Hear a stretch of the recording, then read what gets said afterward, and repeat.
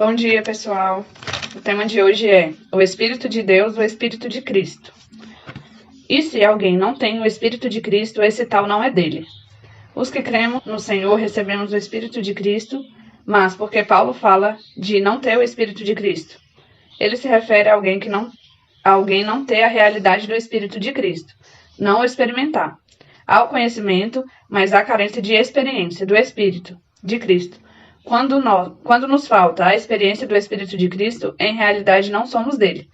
Isso não quer dizer que não somos propriedade do Senhor, e sim que não temos experiência do Espírito de Cristo subjetivamente. Sem o Espírito de Cristo, isto é, sem Cristo ter se tornado o Espírito, não haveria possibilidade nenhuma de sermos dele. O segredo de Romanos, especialmente de seu capítulo 8, é dar-nos ciência de que o Senhor Jesus hoje é o Espírito. Ora, o Senhor é o Espírito, e onde está o Espírito do Senhor, aí é liberdade. Em teologia, isso é de extrema importância. Infelizmente, muitos cristãos e até mesmo líderes cristãos não têm esse entendimento. Muitos entendem que Deus Pai é um ancião de cabelos brancos sentado no trono, com um jovem de cabelos longos, olhos azuis ao seu lado, simbolizando o Filho, e uma pomba sobre ele, representando o Espírito. 3 entes separados. Não, nós não cremos no triteísmo. Não temos 3 deuses, mas um só Deus, que é triuno, que é o Pai, o Filho e o Espírito. Ele é uma maravilha inexplicável. Se o entendêssemos, não seria uma maravilha. Nossa mente não consegue entender Deus. Nem precisamos, basta desfrutá-lo. Pois assim está escrito. O primeiro homem, Adão, foi feito alma vivente. O último Adão, porém, é espírito vivificante. O último Adão é Cristo. Assim como o primeiro Adão tornou-se alma vivente, o último Adão tornou-se espírito que dá vida. Esse espírito hoje está em nosso espírito, como diz o versículo a seguir. O Senhor seja com o teu espírito, a graça seja convosco. Esse Senhor, que é o espírito com inicial maiúsculo, está em nosso espírito com inicial minúscula. E isso é maravilhoso. Quando nos damos conta disso, nossa vida muda. Além disso, temos o versículo a seguir. Aquele que se une ao Senhor é um espírito com ele. No original grego não há expressão com ele. Paulo simplesmente diz, aquele que se une ao Senhor é um espírito. Esse é o que chamamos de espírito mesclado. Já não é possível separá-los. O espírito com inicial maiúscula é o nosso espírito com inicial minúscula, são um só. Óleo e água não se misturam, mas óleo e óleo sim, e se tornam um só óleo indissolúvel. No versículo 9 do capítulo 8 de Romanos, temos as expressões o Espírito de Deus e o Espírito de Cristo. Por acaso temos 2 espíritos? Não, é um só espírito com 2 designações. É o Espírito de Deus triuno.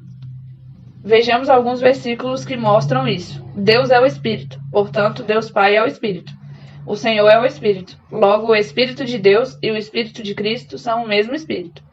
O Espírito de Deus e o Espírito daquele que estava na eternidade passada. O Espírito do Criador, daquele que é a origem de todas as coisas. O Espírito de Cristo refere-se ao Espírito daquele que cumpriu o plano do Pai, que veio à Terra, que passou pela encarnação, viveu humano, sofrimento, crucificação, morte, ressurreição e ascensão. Por isso dizemos que, quando lemos a Bíblia, não podemos ser superficiais, e sim entender cada termo com profundidade. No versículo 10º, vemos de novo a condicional. Se, porém, Cristo está em vós, o fato já existe, deveríamos dizer, Cristo está em mim. Mas Paulo fala isso para nos fazer enxergar se temos a realidade ou não. O que temos é doutrinário ou real. Aqui não fala Espírito de Deus, Espírito de Cristo, mas Cristo. Todos esses termos são equivalentes um do outro, mas têm diferentes aspectos. Cristo aqui não é outra pessoa, senão o Espírito. Quando falamos de fato em si, é Cristo. Quando falamos da experiência, é o Espírito. Por isso é importante conhecer Cristo como o Espírito. Hoje a maioria dos cristãos conhece Cristo como o fato. Cristo é aquele que morreu por mim, a quem preciso adorar. Mas falta a experiência de Cristo, que só vem quando o conhecemos como Espírito. O grande segredo para a nossa liberdade é conhecer Cristo como o Espírito, e que esse Espírito hoje está em nosso Espírito. Quando falamos de adorar, de invocar, de profetizar, de falar, é Cristo. Quando falamos de experimentar, é o Espírito. O Espírito sempre está relacionado com a nossa experiência. Quando recebemos Cristo como Salvador, Ele é o Redentor, Ele é Cristo. Quando entra em nós, Ele entra como Espírito. Experimentamos Cristo por meio do Espírito, em nosso Espírito. O versículo 10 diz: se porém Cristo está em vós, é o ponto-chave desse capítulo 8 e também de todo o livro de Romanos. No capítulo 3, o ponto central é a redenção de Cristo. No capítulo 4, a ênfase está na sua ressurreição. No capítulo 6, o foco está em nossa união com o Senhor. Agora, o capítulo 8, a ênfase é que o Espírito está em nós, trazendo toda essa realidade para a nossa experiência. Louvado seja o Senhor.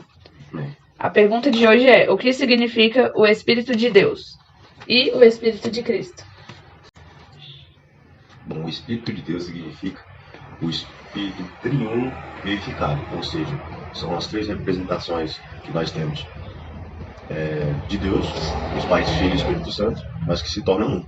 E aí por isso que diz que é um Deus triuno. E o Espírito de Cristo? O Espírito de Cristo, no texto diz que é o mesmo Espírito de Deus. Eles se tornam um só, com três representações diferentes. Certo. Lembrando que quando falamos de adorar, invocar e profetizar, falamos do próprio Cristo. Mas quando falamos de experimentar, falamos do Espírito de Cristo. Qual seria o ponto mais importante desse texto? Eu acho que seria não entendermos de forma errada, adorando só uma das representações. E adorarmos ao Deus único que tem essas representações, três, e não uma só em particular. E também termos a consciência de que para ter de fato um relacionamento com o Espírito Santo de Deus, nós temos que experimentar, não somente adorar, mesmo que a adoração seja voltada para a Trindade como um todo, com o Deus triuno, né? Nós temos que experimentar, ou seja, deixar que o Espírito de Deus se una com o nosso próprio Espírito, né? A leitura bíblica hoje começa em João 4:24. Deus é Espírito e é necessário que os seus adoradores o adorem em Espírito e em verdade. Amém. Agora, Romanos 3:24. Sendo justificados gratuitamente por sua graça mediante a redenção que há em Cristo Jesus. Agora, Romanos 4:23-25. As palavras lhe foi atribuído foram escritas não somente por causa dele, mas também por nossa causa, visto que a nós igualmente será atribuído, a saber, a nós que cremos naquele que ressuscitou entre os mortos, a Jesus nosso Senhor, o qual foi entregue por causa das nossas transgressões e ressuscitou para a nossa justificação. Amém. Agora Romanos 6, do 3 ao 6. Ou será que vocês ignoram que todos nós que fomos batizados em Cristo Jesus fomos batizados na sua morte?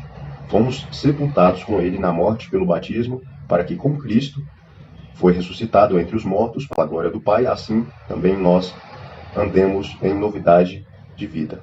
Porque se formos unidos com ele na semelhança da sua morte, certamente o seremos também na semelhança da sua ressurreição. Sabendo isso, que a nossa velha natureza foi crucificada com ele, para que o corpo do pecado seja destruído e não sejamos mais escravos do pecado. Amém. Agora Romanos 8, do 9 ao 11. Vocês, porém, não estão na carne, mas no Espírito. Se de fato o Espírito de Deus habita em vocês, e se alguém não tem o Espírito de Cristo, esse tal não é dele. Se, porém, Cristo está em vocês, o corpo, na verdade, está morto por causa do pecado, mas o Espírito é vida, por causa da justiça. Se em vocês habita o Espírito daquele que ressuscitou Jesus entre os mortos, esse mesmo que ressuscitou Cristo entre os mortos, vivificará também o corpo mortal de vocês por meio do seu Espírito que habita em vocês. Amém. E a leitura com oração de hoje é 2 Coríntios 3:17, que diz: Ora, o Senhor é o Espírito, e onde está o Espírito do Senhor? Aí há liberdade. Então, para sermos livres, temos que estar sempre exercitando a experiência com o Espírito de Deus, né? Que já está conosco. Então, que vocês, quando forem orar, peçam ao Senhor que intensifique essa experiência, para que vocês tenham a certeza de que estão criando intimidade com o Espírito de Deus. Amém? Então, boa oração para todos e amanhã estaremos juntos novamente.